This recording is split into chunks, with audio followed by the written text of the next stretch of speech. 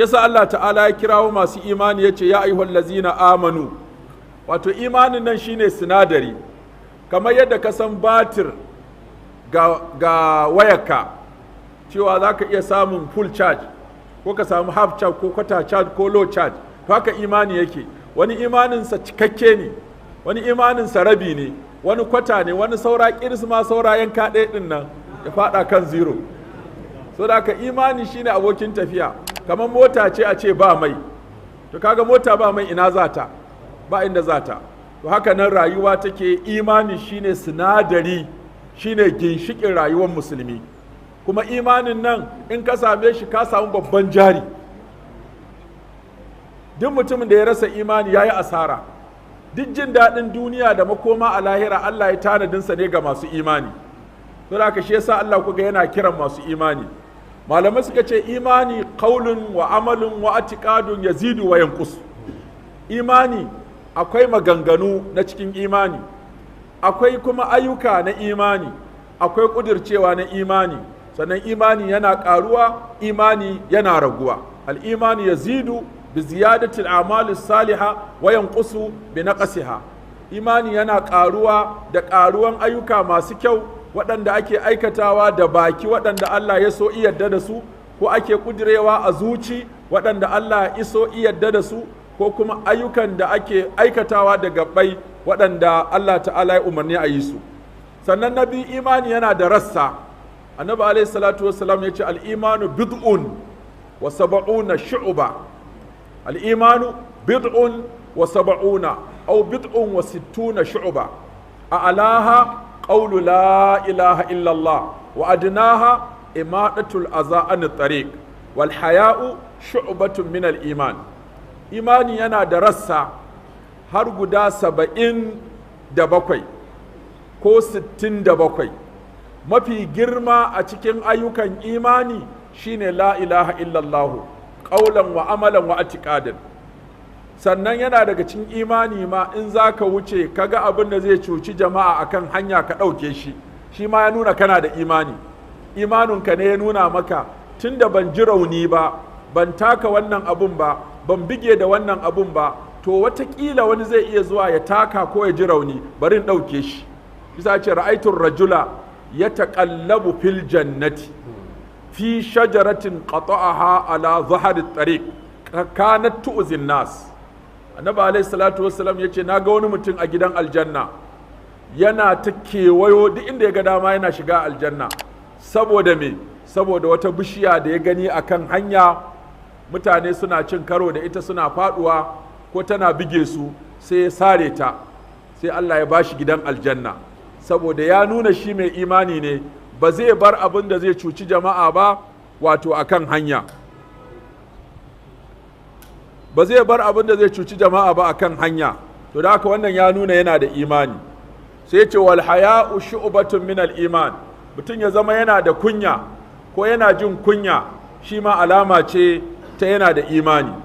Sannan imani lahu usul wa lahu furu' wa lahu halawa wa lahu ta'am wa lahu haqiqa. Wannan imanin da Allah yake kiran masu imani su yi kaza, masu imani su bar kaza, to shi wannan imanin yana da usul. Usulul iman su ne guda shida da Allah ya faɗa, da Annabi alaihi salatu wassalam ya faɗa a hadisin Jibril. Al-imanu an tu'mina billahi wa mala'ikatihi wa kutubihi wa rusulihi wal yawmil akhiri wal qadar khairihi wa sharrihi. Wannan shine tushen imani guda shida.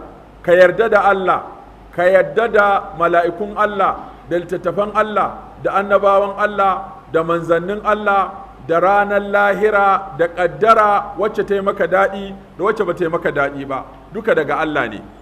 Sannan imani yana da halawa, halawatal iman, salasun man kunna fihi wajada bihinna halawatal iman. Yana da wani zazzaki, yana da wani zaki, yana da wani ɗanɗano imani.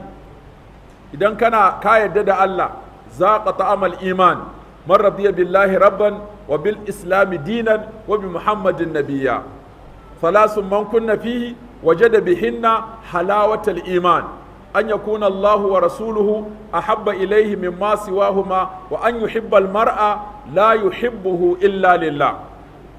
Yana daga cikin imani mai zaki zazzakan imani ya zama abubuwa guda uku wanda ya kasance a cikinsu ya samu zazzakan imani, ya zama Allah da manzansa su ka fi so fiye da komai, sannan ya zama kana son wani ɗan uwanka musulmi ba dan komai kake son sa ba sai dan Allah. La yu'minu ahadukum hatta yuhibba li akhihi ma yuhibbu li nafsihi wallazi nafsu muhammadin biyadi la tadkhuluna aljanna hatta tu'minu wa la tu'minu hatta tahabbu awala adullukum ala shay'in idza fa'altumuhu tahabbtum afshu salama bainakum. Yace na rantse da Allah wanda rayuwata take hannunsa, ba za ku shiga aljanna ba sai kun yi imani. Duk wanda ka ganshi aljanna imani ne da rahamar Allah, amma ba ka da imani kwata-kwata ba za ka shiga aljanna ba. wallazi nafsu muhammadin biyadihi la tadkhuluna aljannata hatta tu'minu wa la tu'minu hatta tahabbu. Ko ba za ka samu cikakken imani ba sai kuna son juna. Awala adullukum ala shay'in, bana nuna muku wani abu ba, iza fa'altumu in kuna aikata shi tahabbtum za ku so juna. Afshu salama bainakum, ku yada sallama, ku yada aminci a tsakaninku, da wannan ne za ku samu zazzakan imani. Haqiqatul iman, haqiqar imani, imani yana da aslu a cikin zuciyar mutum. Da haka ne imani yazidu wa yanqusu. Sannan kuma akwai nawaqidul iman, abubuwan da za su iya warware wa mutum imani. Allah ka tsare mu. Manya-manya abubuwan da suke warware imani guda 5 ne. Kowa ya roƙi Allah kada ya je wa Allah lahira da laifi ɗaya cikin 5 ɗin nan. Idan ka je lahira da ɗaya daga cikin laifukan nan guda 5, ba kai ba aljanna har abada. Laifi na farko shine al-kufrul akbar, wa man yakfur bil imani faqad habita amaluhu. Duk wanda ya kafirce bayan imani to aikinsa duka ya wargaje. Saboda haka Allah ka tsare mu daga kafirci. Me maganinsa shine musulunci. Ka rike musulunci da kyau, shi zai tsare ka daga kafirci. Na biyu, shirka. La in asharakata la yahbatanna amaluka wala takunanna minal khasirin. Allah ya ce lalle da za ka yi shirka da aikinka gaba ɗaya ya ruguje, kuma za ka kasance cikin taɓaɓɓu. Balillaha fa'bud wa kun minash shakirin. Saboda haka shirka maganinta shine tauhidi. Maganin kafirci Islam, maganin shirka tauhidi. Sannan na uku, abin da yake lalata imani shine wato nifaq, an-nifaqul akbar, munafunci babban. Allah ka tsare mu da munafunci babban, har ƙaramin ma. Amma babban shi yake dawwamar da mai shi a cikin wuta. Innal munafiqina fi darkil asfali minan nar. Munafikai suna can ƙurya, can ƙarshen wuta za a saka su, waɗanda suka fito da annifaqul akbar. Sune Allah ya ce istaghfir lahum aw la tastaghfir lahum in tastaghfir lahum 70 marratan falan yaghfir Allahu lahum. Ko ka nema musu gafara ko ka nema musu gafara. Da za ka nema musu gafara so 70, Allah ba zai musu gafara ba. Kaga ku ai laifin yayi girma, da za a ce an nema maka gafara ma Allah ba zai karba ba. To su ne munafukai. Allah ka tsare mu da munafunci. Sannan ridda tana cikin abin da yake warware wato musulunci. wa man yartaji minkum an dinihi fayamut wa huwa kafirun. Wanda ya ridda ya mutu yana kafiri, ma'ana ridda shine kana musulmi ka fita, thumma amanu thumma kafaru, thumma amanu thumma kafaru, thumma zdadu kufran. Kana cikin imani ka fice, ko ka ƙaryata wani abun da ya kamata ka gasgata, ko ka gasgata wani abun da ya kamata ka ƙaryata, ko ka kore wani abun da ya zama wajibi a tabbatar, ko ka tabbatar da wani abun da ya kamata a kore. Ridda tana zuwa a cikin ayyukan aƙida, tana zuwa a cikin ayyukan gabbai, tana zuwa a cikin ayyukan zuci, tana kuma zuwa a cikin ayyukan baki. Saboda haka Allah ka tsare mu da ridda, Allah ka samu mutum muna musulunci. Sannan sai bid'a. Ita ma bid'a akwai mukaffira, akwai mufassika. Akwai bid'a duk ba ta da kyau. amma akwai bid'a wacce take mai da mai aikata ta fasiki amma yana nan a musulminsa, da kuma wata bid'a da ta girma ta burin ƙasa ta yi nauyi ta yi girman da mai aikata ta wato ta riga ta fidda shi a musulunci. Yasa ake kiran albid'a nau'i biyu ce, mukaffira da mufassika. Allah ka tsare mu daga su. Kun ga kenan na farko alkufur, ashirk, annifaq, ar-ridda, annifaqul akbar. Waɗannan su ne manyan laifuffukan da in mutum ya same su a littafinsa ya taɓi. Allah ka tsare mu. Saboda nauyin imani da Allah yake kira masu imani, ya ayyuhallazina amanu kutiba alaikumus siyamu, ya ku masu imani an wajabta muku yin azumi, kama kutiba alal lazina min qablikum, kama yadda aka wajabta wa waɗanda suka gabace ku, la'allakum tattaquna, don ku samu taqawa. Makasudin wajabta muku azumi don ku samu taqawa tare da imani. Idan imani ya haɗu da taqawa, to me shi ya tsira ranar alkiyama. Wannan yasa Allah subhanahu wata'ala ya yi wasu alƙawura waɗanda sun kai 15 a duniya da zai wa masu imani. Duk mai imani akwai wasu abubuwa guda 15 da Allah ya masa alƙawarin za su same shi a nan duniya. Da haka Allah ya sa mu zama cikin masu imani. Na farko alfalah. Allah ya alƙawari cewa duk mai imani zai rabauta. Ina yake faɗa haka? Qad aflahal mu'minun. Allah ya ce duk masu imani sun rabauta. In kana son rabo to kai imani. Saboda haka mun yi imani da Allah, mun yi imani da manzansa, mun yi imani da musulunci. Allah kuma ya raya mu akai, karɓi ran mu akai. Na biyu alhidaya. Allah ya alƙawarin shiriya za ta tabbata ne ga masu imani. Wa inna Allaha lahadil ladina amanu ila siratin mustaqim. Lalle Allah ta'ala yana shiryar da masu imani zuwa tafarki madaidaici. Dakan kana da imani ka samu sinadarin da Allah ta'ala zai shiryar da kai zuwa tafarki madaidaici. Sannan abu na uku da Allah zai ba masu imani shine izza, buwaya da ɗaukaka da girma. Walillahi izzatu wali rasulihi walil mu'minina. Buwaya ta Allah ce, buwaya ta annabi ce, buwaya ta muminai ce. Da haka mumini shine Allah ke buwayantar da shi, ya ba shi daraja, ya ba shi kima, ya ba shi girma, ya kuma tsare shi. Wannan sai mai imani. Sannan addifa. Abu na hudu da Allah yake wa masu imani shine addifa'u. Idan kana da imani, in aka sako ka gaba, sai Allah ya shiga faɗan da ake yi da kai. Inna Allah yudafi'u anil lazina amanu. Inna Allah yudafi'u anil lazina amanu. Allah ta'ala yana kariya, yana bambanke masu imani, yana tarewa masu imani faɗa. Son kai imani, wani yazo zai faɗa da kai, sai Allah ya shiga faɗan ya tare maka. Man adali waliyan faqad azantuhu bil harb. Waliyi kuma shine man kana mu'minan taqiyan kana lillahi waliyan. Wanda yake da imani da taqwa shine waliyin Allah. Don haka Allah zai difa'i, yudafi'u anil lazina amanu. Allah yana tsare mu'minai. Sannan na biyar nasara. Din da kaga mutum yana samun nasara, imani sinadari ne na samun nasara. Allah ta'ala ce wa kana haqqan alaina nasrul mu'minin.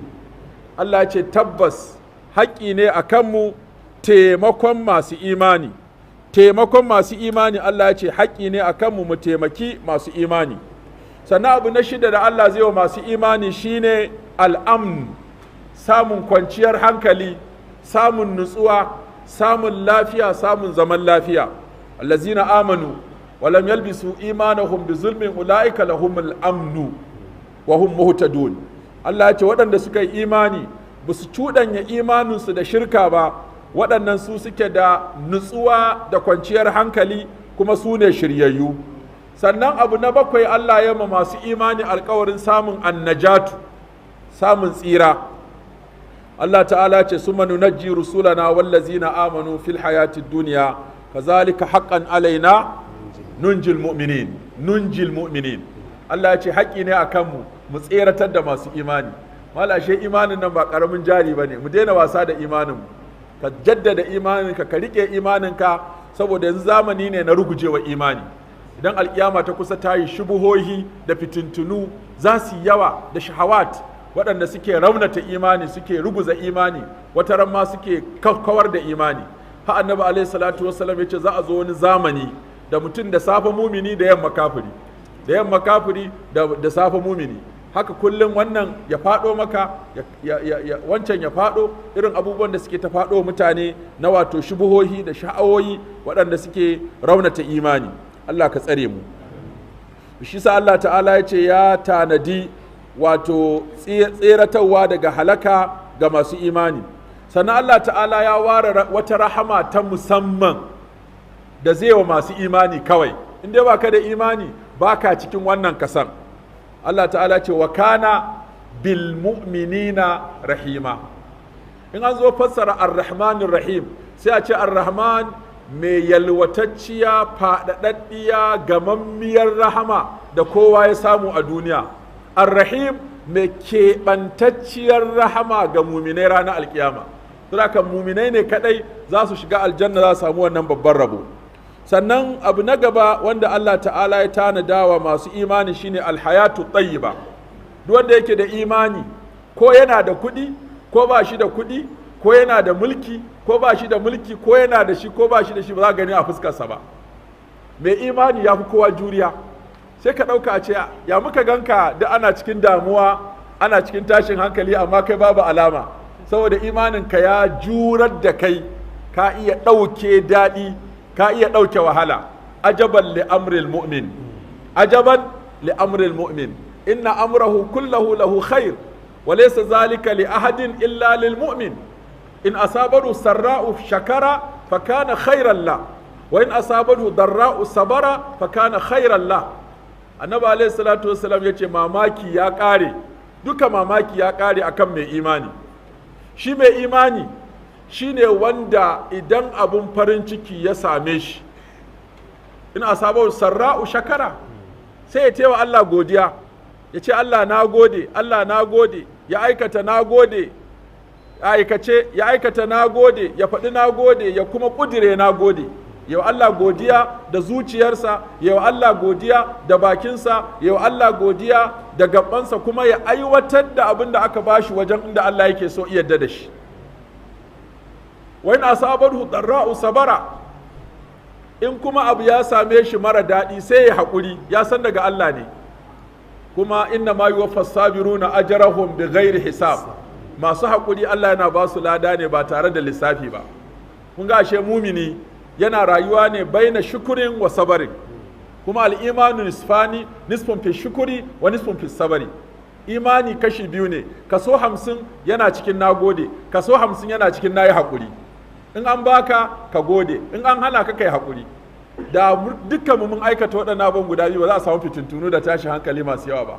Din da kaga fitina, tashin hankali, rigima, kashe-kashe, rashin haƙuri, sata, bige-bige, duk an ƙi ɗayan biyu ne. Ko dai Allah ya bayar ba a gode ba, ko kuma bai bayar ba a yi haƙuri ba. Wani an ba shi ya ƙi ya godiya, wani an hana shi ya ƙi ya haƙuri, sai ce sai ya ƙwaci na wani. To kaga dole abu ya rikice. Man amila salihan min zakarin aw unsa wa huwa mu'min. Wanda ya aikin ƙwarai, mace ko namiji, alhalin yana da imani, fala nuhyiyannahu hayatan tayyiba. Allah ce zan raya shi rayuwa da daɗa. Wala nujziyannahum ajrahum bi ahsani ma kanu ya'malun. Kuma zan musu sakamako wato na lada mafi kyawun ma abin da suka aikata. Sannan albarka tana zuwa a inda masu imani suka cincirundo. Idan aka ce mutanen gari sun ji tsoron Allah kuma sun yi imani, to duk musifin da suke ciki sai Allah ya kwashe musu su. Law anna ahlal qura walau anna ahlal qura amanu wattaqau. Amanu wattaqau. Kun ga Allah ya ce ya ayyuhal ladzina amanu kutiba alaikumus siyamu kama kutiba alal ladzina min qablikum la'allakum tattaqun. Amanu wattaqau. Sun yi imani kuma sun ji tsoron Allah. To la fatahana alaihim barakatin minas sama'i wal ard. Allah ce zan bude musu albarka ta sama, in bude musu albarka ta ƙasa. Albarkar sama Allah ya ta zubo albarka da ruwan sama, da albarka wacce ake gani da wacce ba a gani. Mutane su ta yin albarka, noma ya albarka, kiwo ya albarka, kasuwanci ya albarka, mulki ya albarka, 'ya'ya su ya albarka, aure ya albarka, rayuwa gaba ɗaya ta zama cikin albarka. A samu kwanciyar hankali, a samu nutsuwa, a samu ci gaba saboda albarkar da Allah ya saukar. sannan Allah ya buɗe albarkoki a ƙasa a ta ɗauko sinadaran ƙasa ana sarrafa su, ana samun arziki, ana samun zaman lafiya, ana bautawa Allah. Walakin kazzabu, sannan muminai suna da ma'iyya khassa. Allah ta'ala ya keɓance muminai ya ce yana tare da su, wa annan laha ma'al mu'minin, lalle haƙiƙa Allah yana tare da masu imani. Sannan akwai wata nutsuwa ta zuci mai daɗin gaske wanda ba ka samun ta sai kana cikin masu imani. Allazina amanu wa tadma'innu qulubuhum bi dhikrillah, ala bi dhikrillahi tadma'innul qulub. Waɗanda suke yin imani zukatan suna samun nutsuwa da ambaton Allah zuciya take samun nutsuwa. Sannan daga cikin abin da masu imani suke da shi shine Allah ta'ala ya siffanta su da cewa suna da wilaya, ma'ana suna da soyayya. Allahu waliyul lazina amanu yukhrijuhum min adh-dhulumati ila an-nur. Allah shine majibinci masoyin waɗanda suke da imani, yana fitar da su daga dufai, yana mai da su zuwa ga haske.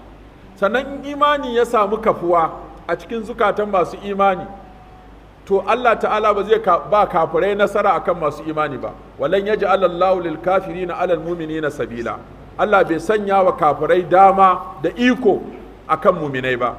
In kaga kafirai sun yi nasara akan mu, ko ta wace fuska, ko ta tattalin arziki, ko ta siyasa, ko ta mulki, ko ta zamantakewa, to lalle an samu raunin imani tsakaninmu da Allah. Sannan Allah ya yi alkawarin khilafa, wato gaje ƙasa da gudanar da ƙasa da mallakar ƙasa. Allah ya yi wa almuminai alkawari, amma ya sa musu sharaɗi da yawa. Wa'adallahu alladhina amanu minkum wa amilus salihati.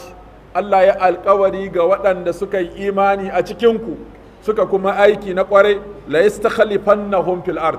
Allah zai mamai da su a ban ƙasa su zama halifofi, kamar stakhlafa allazina min qablihim, kamar yadda ya wato halifantar da waɗanda suka gabace su. Wala yumakkinanna lahum dinahum allazi tadalahum, kuma Allah zai tabbatar musu da addinin nan da yarda musu da shi.